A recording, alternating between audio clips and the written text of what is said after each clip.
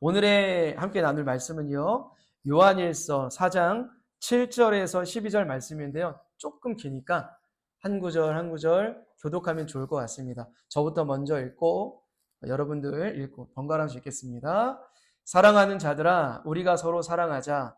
사랑은 하나님께 속한 것이니 사랑하는 자마다 하나님으로부터 나서 하나님을 알고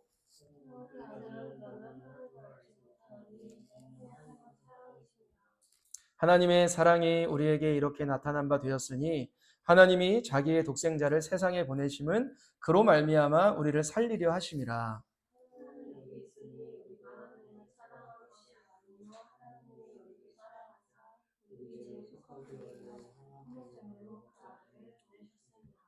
사랑하는 자들아, 하나님이 이같이 우리를 사랑하셨은즉 우리도 서로 사랑하는 것이 마땅하도다. 때나 하나님을 본 사람이 없으되 만일 우리가 서로 사랑하면 하나님이 우리 안에 거하시고 그의 사랑이 우리 안에 온전히 이루어지느니라. 아멘. 네, 오늘 십자가 복음 세 번째 시간, 십자가 사랑을 누리라라는 말씀의 제목을 갖고 함께 말씀을 나누려고 해요. 우리가 신앙생활을 하면서 초신자분들에 해당하는 걸 수도 있는데요. 조금 어려운 부분은 이거 같아요. 똑같은 단어여도요, 세상에서 이해하고 있는 바와 교회에서 이해하고 있는 바에 차이가 있다는 거예요. 예를 들어서 이런 것이 있죠. 교만. 세상에서는 교만을 어떻게 정의합니까? 우쭐거리고 잘난 체하는 사람에 대해서 교만이라는 단어를 쓴다면 성경은 이 교만이라는 단어에 대해서 하나님처럼 되려는 마음, 내가 주인 되어 살아가고자 하는 그러한 마음, 높아지려는 마음, 이런 것으로 교만을 정의하고 있어요. 그렇다면 사랑이라는 단어는 어떨까요? 세상은 사랑에 대해서 어떻게 정의합니까? 친구의 사이에서의 끈끈한 우정, 남녀 사이에 설레는 마음, 가족 간의 애틋한 마음, 이러한 것들을 세상에서는 사랑이라고 표현을 해요. 성경도요, 방금 제가 나열한 사랑들이 있었죠. 우정, 남녀 간의 사랑, 이런 것들을 부정하지는 않아요. 예컨대 무엇이 있습니까? 다윗과 요나단의 끈끈한 우정 얘기가 나와 있죠.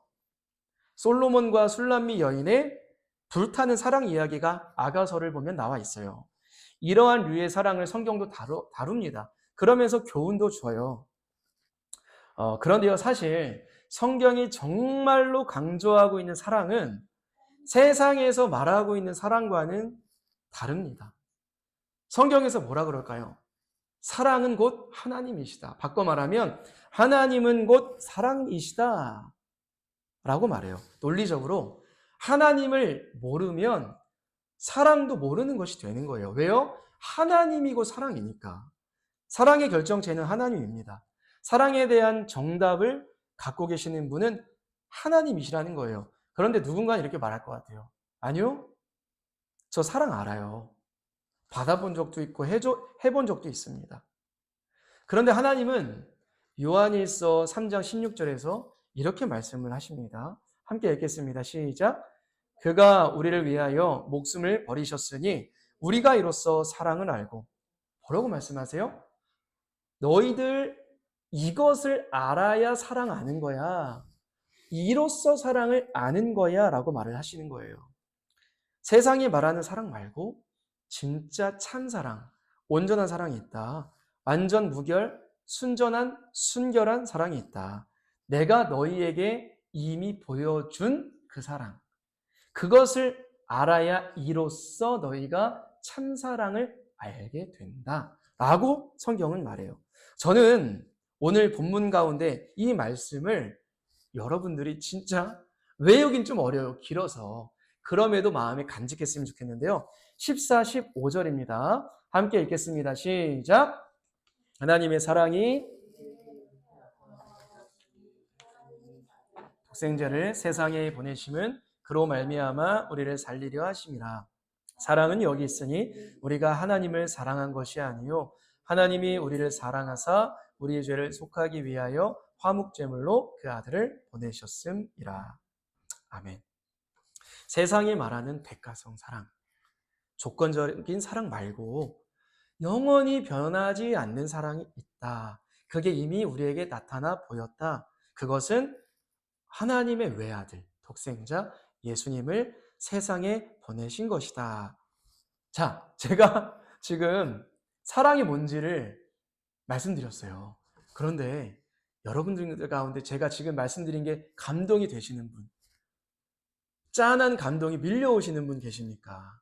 하나님이 예수님을 이 땅에 우리를 위해 보내셨다는 사실, 그리고 예수님이 우리를 위해 십자가에 죽으셨다는 것, 이것을 생각했을 때 마음에 몰려오는 파도와 같은 그 감동이 있으십니까? 하나님은요, 다른 것을 통해 하나님의 사랑을 알기 원하지 않으세요. 무엇을 통하여 하나님의 사랑을 느끼고 감동하기 원하시냐면 독생자를 보내주신 것, 예수님이 십자가를 지신 것 안에서, 그 안에서 우리가 감동하기를 원하세요. 저희 첫째가 올해 8살이 되었습니다. 야, 이제 입학을 합니다. 한 6살 때요. 2년 전이죠. 제가 이런 질문을 했어요. 하은아, 아빠가 너를 얼마나 사랑하는지 아니?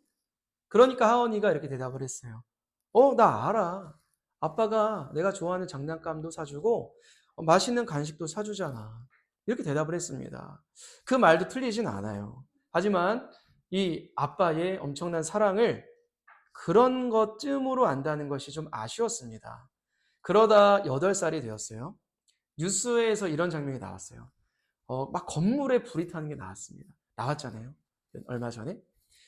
그런 장면을 보고 아이가 묻습니다. 아빠, 만약에 내가 저 안에 있으면 나 살려줄 거야? 라고 질문을 하는 거예요. 그래서 제가 대답을 했죠. 당연하지. 아빠가 불에 타서 죽더라도 너는 구하고 죽을 거야. 같이 살면 좋겠지만 내가 죽더라도 너는 구할 거야. 그러니까 이렇게 얘기합니다. 아빠가 죽으면 안 되잖아. 어떻게? 아, 그래. 내가 너를 그만큼 사랑한다는 거야. 뭐 주한이도 포함해서요. 네. 그렇게 말하니까 이 아이가 저를 와락 안더니 아빠, 나도 아빠 사랑해. 그러더라고요.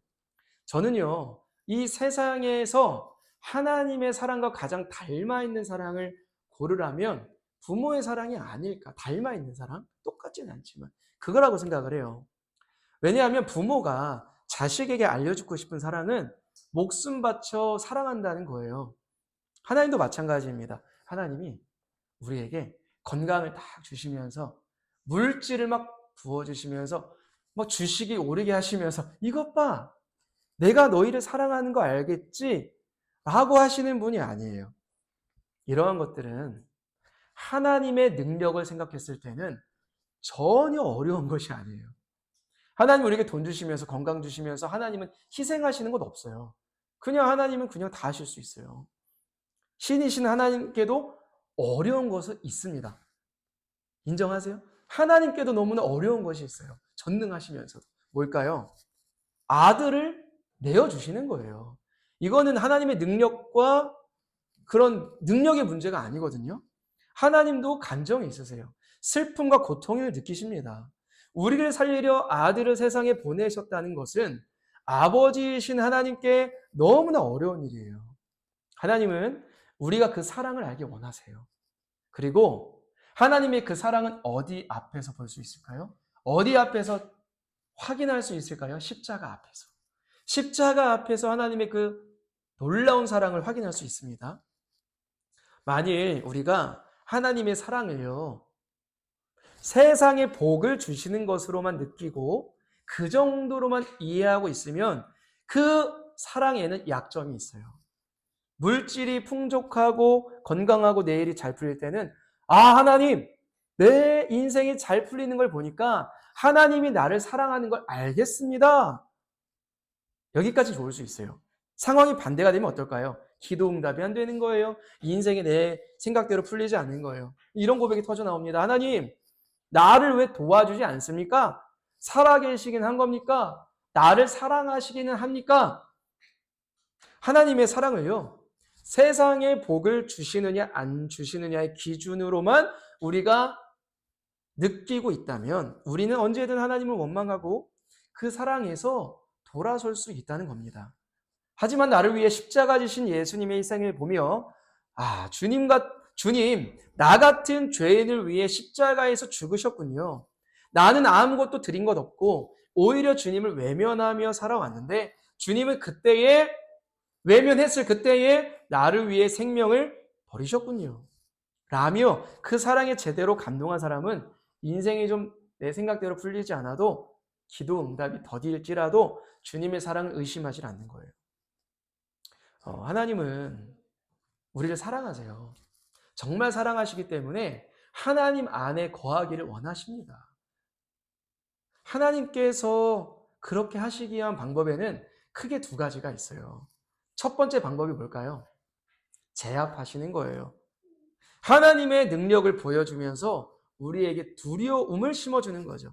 제가 가끔 좀 치사하긴 한데 자녀들에게 쓰는 방법이에요. 가끔 첫째가 이런 말을 합니다.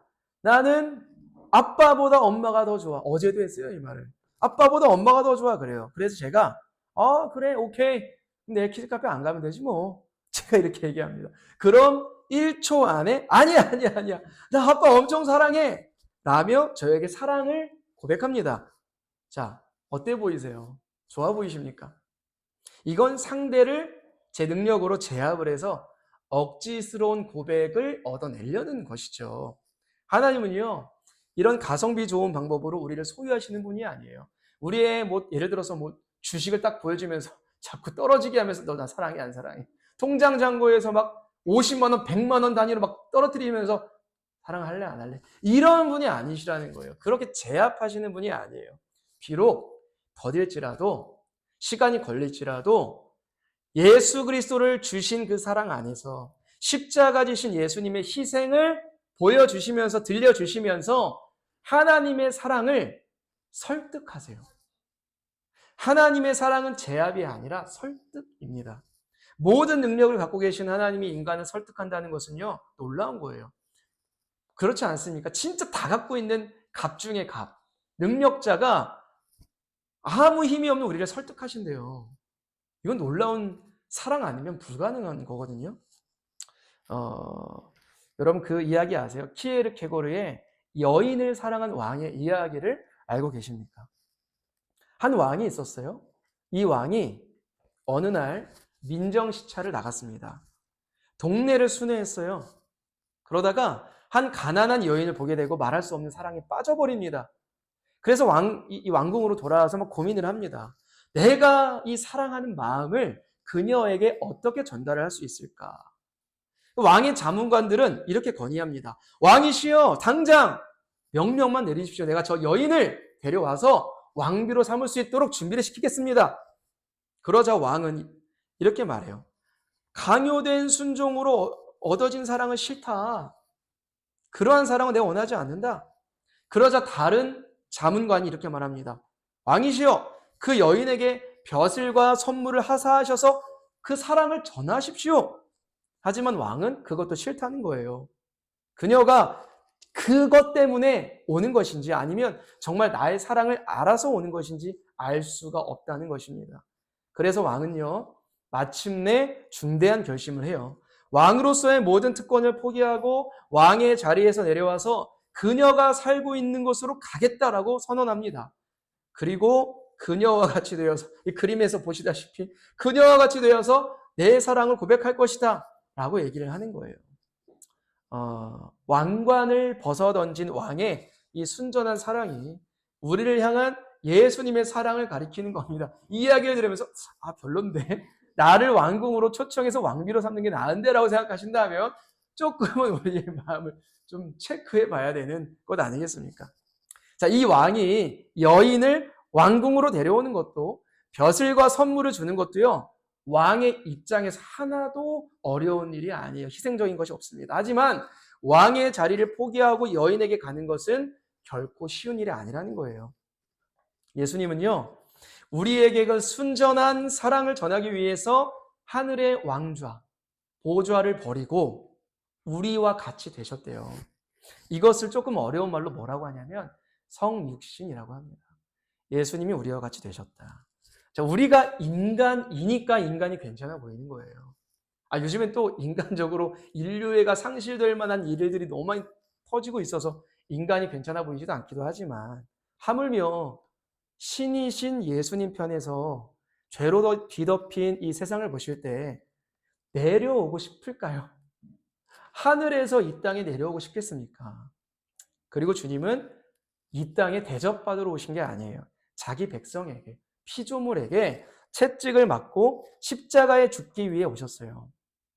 역사적으로 보면 왕이 백성을 위해 죽는 일은 거의 없어요. 흔하지 않아요. 나라가 위험에 처하면 백성을 뒤로한 채 자기 살기 바빴던 왕들이 거의 대다수입니다. 예수님도 그 사실을 아셨어요. 왜냐하면 예수님 당시에도 다 그랬거든요. 지도자들이 다 그랬거든요. 그래서 뭐라고 하신 줄 아십니까? 요한복음 10장 11절에서 보면 이렇게 고백하세요. 함께 읽겠습니다. 시작. 나는 선한 목자라. 선한 목자는 양들을 위하여 목숨을 버리거니와. 자, 목자면 다 같은 목자지. 왜 예수님은 자신에 대해서 선한이라는 그 단어를 수식했을까요? 선한 목자. 참된 목자는요, 자신이 위험에 처할지라도 양을 버리고 가는 일이 없어요. 그림에서 보다시피 양들을 위하여 곰과 싸웁니다. 사자의 발톱과 싸워요. 당시에 이스라엘 백성들을 이끄는 지도자들 지도자들을 목자라고 지칭한다면 그 지도자들은 이 목자와 같이 싸우는 게 아니라 자신의 배를 불리기 위해서, 자신의 이익을 탐하기 위해서 백성들을 괴롭히고 억압했습니다. 그래서 주님은 그 지도자들을 향해서 하나님이 세우신 지도자임에도 그들을 향해서 너희는 더 이상 참된 목자가 아니다. 하나님이 백성들을 잘 다스리라고 세우셨음에도 너희들은 너희들의 배만 채우려는 사꾼이다. 라고 이야기를 하셨다는 거예요. 그래서 요즘에 목사님들 가운데서도 사꾼 목사 뭐 이런 얘기 많잖아요. 그렇지 않습니까? 성도를 돈으로만 버는 뭐 그러한 이야기도 많이 하지 않습니까? 예수님은 그렇게 참된 목자다라고 말씀을 하시는 거예요. 주님은 선한 목자로 이 땅에 오셨고 양들인 저와 여러분들을 위해서 목숨을 버리셨어요. 사랑해서요. 어디에서? 십자가에서요. 자, 여러분들께 질문을 하겠습니다. 여러분들은 현재 딱 오늘을 봤을 때, 요즘의 삶을 봤을 때 무엇을 목자로 삼고 계십니까? 양들이 따라가는 대상이 곧 목자거든요. 여러분들은 무엇을 따라 살아가고 계십니까? 한번 생각해 보는 거예요. 나는 요즘 무엇을 따르고 있는가? 무엇을 추구하고 있는가? 무엇이 나의 삶에 가장 큰 영향을 미치고 있는가? 어린아이가 밖에서 따라다녀야 될 대상은 오직 부모이듯이 우리가 따라가야 될 대상은 나를 위해 십자가 지실 정도로 사랑하신 예수님밖에 없다는 것인데요. 제가 이 부모 이야기가 나와서 말인데요. 며칠 전에 아이들과 함께 마트에 갔어요. 그래서 장을 다 보고 나오는 길에 주차 위치가 기억이 안 나서 찍었어요. 어디에 있는지. 그래서 나오잖아요. 뭐, B 몇 층, 어디 자리? 외웠습니다. 그래서 애들에게 말했어요. 얘들아, 아빠 뒤를 바짝 쫓아와라. 아빠 엉덩이를 잡고, 뭐, 손을 잡고 바짝 쫓아와. 그랬습니다. 그래서 열심히 막 갔습니다. 근데 갔더니 검색한 자리에 차가 없는 거예요. 그래서 다시 검색을 했어요. 근처로 그 키오스크라고 하나요? 거기 가서 다시 검색을 했더니 제가 잘못 봤던 거예요. 잘못 봐서 완전히 크게 한 바퀴 돌았습니다.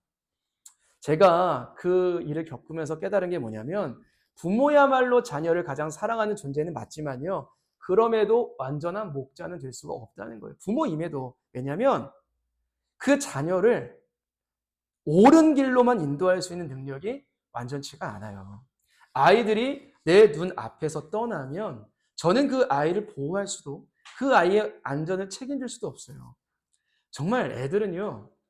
위험한 상황을 초래하는 창조의 능력이 있어요. 정말 사방에다 매트리스고 모서리 같은 거 딱딱한 거 하나도 없어도 애들은 박치기에서 다쳐요. 근데 부모가 그런 상황에서 다 아이를 지키고 보호할 수가 없다는 거. 매일같이 다칩니다. 이 삼형제가 장난이 아니에요. 매일같이 크고 작은 그러한 까짐과 피나는 이런 상황의 연속이에요. 그래서 저는 주님 앞에 고백합니다. 하나님, 저보다 이 아이를 더 사랑하시는 주님께 이 아이들을 맡깁니다. 마치 모세의 엄마 요게벳이 모세를 갈대 상자에 담아 나일강에 띄우면서 하나님께 내어 맡긴 것처럼 저도 이 험난한 세상에서 아이들을 지키고 보호하실 하나님의 사랑에 이 자녀들을 의탁합니다. 주님의 손에 의탁합니다. 물론 열심히 키워야죠. 하지만 이 아이들의 안전과 보호의 절대 주권은 하나님, 예수 그리스도가 참된 목자로서 갖고 계시다는 거예요. 아이들뿐만 아닙니다. 사실 저와 아내는요, 뭐 생색일 수도 있지만 여러분들이 이 열악한 개척교회에 나오신다는 게 얼마나 고맙고 정말로 감사한지 몰라요. 그래서 매일마다 아내와 함께 여러분들의 안전, 가정, 신앙을 위해서 기도하고 있어요. 건강을 위해서도요. 왜 기도하는지 아세요? 제가 여러분들께 너무 고맙고 감사해도요, 저의 능력으로 여러분들께 뭐 하나 좋은 거 해줄 수 있는 능력이 없습니다. 부족한 사람이 있기 때문이에요. 그래서 여러분들을 가장 사랑하시는 예수님의 사랑에 여러분들의 삶을 의탁드리는 거예요. 지키시고 보호해 주십시오. 한 주도 주님 안에 거하게 하여 주옵소서라고 매일마다 기도합니다. 세상의 그 어떠한 존재도 우리의 목자가 될 수 없어요. 우리를 사랑하사 우리를 사랑하는데 전능하시기까지예요. 전능하신데 목숨 바쳐 사랑하시기까지 한다고요. 그래서 그분이 우리의 완전한 목자가 되실 수 있는 겁니다. 제가 지금까지 하나님이 여러분을 생명을 바칠 정도로 예수 그리스도 그렇게 여러분들을 사랑하신다는 사실을 말씀드렸어요. 그러면 이 질문을 드려볼게요. 그러면 하나님은 왜 우리를 사랑할까요? 왜 사랑하실까요? 왜? 이 질문이 가장 저는 어렵거든요. 한번 질문해 보셨어요? 하경이가 제 형제님께 여보, 내가 왜 좋아? 여보라고 안 하시네요? 오빠, 내가 왜 좋아? 이거 진땀 나는 질문이거든요. 남편들의 입장에서는. 또는 반대로 아내에게 여보, 날 왜 사랑해? 이렇게 질문하면 이게 어떻게 보면 좀 난감해요. 왜 난감한 줄 알아요?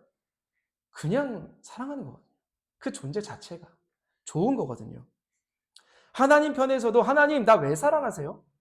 라고 질문을 하면 하나님도 난감하실 것 같아요. 근데 제가 저 자신 봤을 때 이래요. 하나님이 나를 사랑할 만한 구석이 하나도 없거든요. 매일같이 죄 짓고 하나님께 만족시킬 만한 게 제 안에 하나도 없어요. 심지어 성경에서도 그렇게 말해요. 로마서 5장 10절입니다. 함께 읽겠습니다. 시작. 곧 우리가 원수 되었을 때에 그의 아들의 죽으심으로 말미암아 하나님과 화목하게 되었은즉 우리가요 하나님과 사이가 너무 좋았을 때 아들을 주신 게 아니었어요. 성경은 이렇게 얘기해요. 우리가 원수였을 때. 원수가 막 한다고 원수가 아니에요. 하나님이 인정하지 않고 살았을 때. 죄와 버타며 살아갔던 삶을 성경은 원수라고 지칭을 합니다. 그렇게 살았을 때에 죄의 종노릇하며 살았을 때에 그때 아들을 주셨고 예수님이 나를 위해 죽으셨다는 거예요. 그때에. 그래서 이렇게 설명이 안 돼요. 하나님 나를 왜 사랑하세요? 그러면 내가 만든 자녀라 사랑한다. 또 제 아들 이야기 죄송한데요. 둘째 주한이가 일주일에 몇 번씩 물어봅니다. 아빠는 내가 왜 좋아? 아빠 나 왜 사랑해? 질문하잖아요, 주한이가. 이 질문에 대한 답은 딱 한 가지예요. 내 아들이니까 좋지. 너는 내 아들이라서 좋아. 이 대답 말고 해줄 말이 없어요. 창세기 1장 31절을 보면 하나님도 똑같이 말씀하세요. 이렇게 말씀하십니다. 하나님이 지으신 그 모든 것을 보시기에 심히 좋았더라. 하나님 만드신 이 세상을 보시며 참 좋았다는 말의 절정은 사람을 만드신 거예요. 하나님께서 하나님의 형상대로 만든 피조물은요, 사람밖에 없어요. 자녀로 만들었다는 거예요, 쉽게 말해서. 자녀로 만드신 건 사람밖에 없다는 거예요.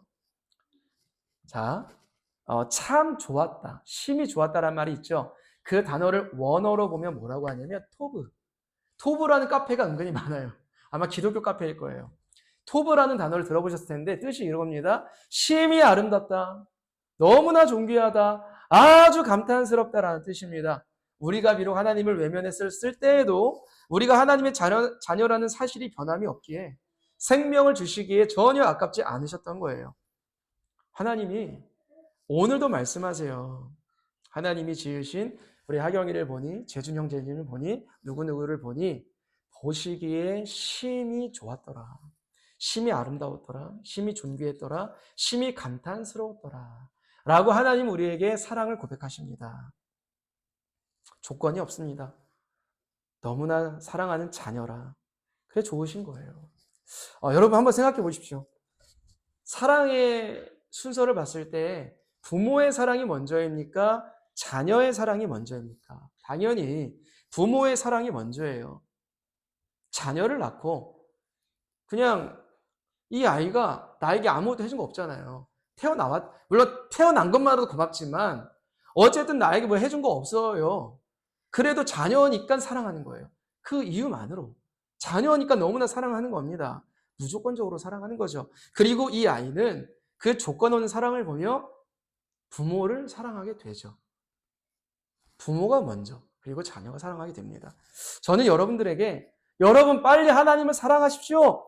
예수님을 사랑해야만 합니다라고 먼저 그것부터 말하고 싶지가 않다는 거예요. 가장 중요한 것은 하나님이 여러분을, 예수 그리스도가 여러분을 사랑하신다는 사실을 여러분들이 감동하는 거예요.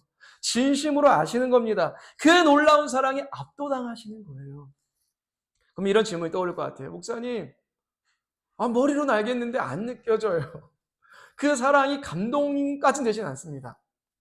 알겠는데 느껴지진 않는다고요, 목사님. 이런 질문을 하신다면 이렇게 대답해 드리고 싶어요. 저도 마찬가지고 여러분도 마찬가지고 우리가 기도만 한다고 해서 하나님의 사랑 알 수 없어요. 찬양을 많이 듣는다고 해서 하나님의 사랑을 알 수도 없습니다. 하나님께서는 하나님의 사랑을 담은 편지를 주셨거든요, 우리에게. 뭔지 아세요? 하나님의 러브레터입니다. 뭘까요? 이 말씀에 담아 하나님의 사랑을 적어서 주셨어요. 이 66권 두꺼운 성경을 한 문장으로 요약하면 뭘까요? 내가 너를 이 정도로 사랑한다. 이거예요. 알겠니? 내 사랑을 너에게 설득하겠다. 이 66권으로. 내가 너를 사랑해. 하나님의 사랑을 정말 깨달은 사람은 성경을 통달한 사람이에요. 정말. 왜요? 하나님은 우리에게 그 사랑을 설득하기 위해 이 66권을 주셨기 때문입니다. 그래서 저는 여러분들이 성경을 읽으셔야만, 이 러브레터를 펴서 읽으셔야만 그 하나님의 사랑이 내 안에 느껴지기 시작한다고 확신합니다. 그래야만 해요. 목사인 저도 성경을 읽어야만 느낄 수 있거든요.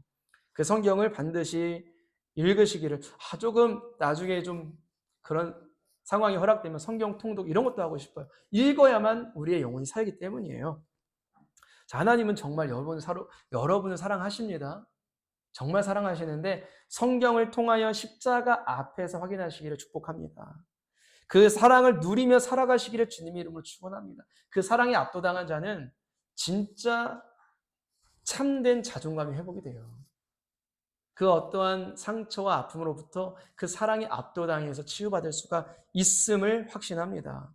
그 사랑이 저와 여러분을 회복합니다. 그 사랑이 저와 여러분을 또 한 주간 힘있게 살게 합니다. 힘있게. 그 사랑이 우리를 서로 사랑하게 만듭니다. 우리가 그 사랑에 감동하여 살아가기 위하여 또 이 시간 함께 기도하면 좋겠습니다.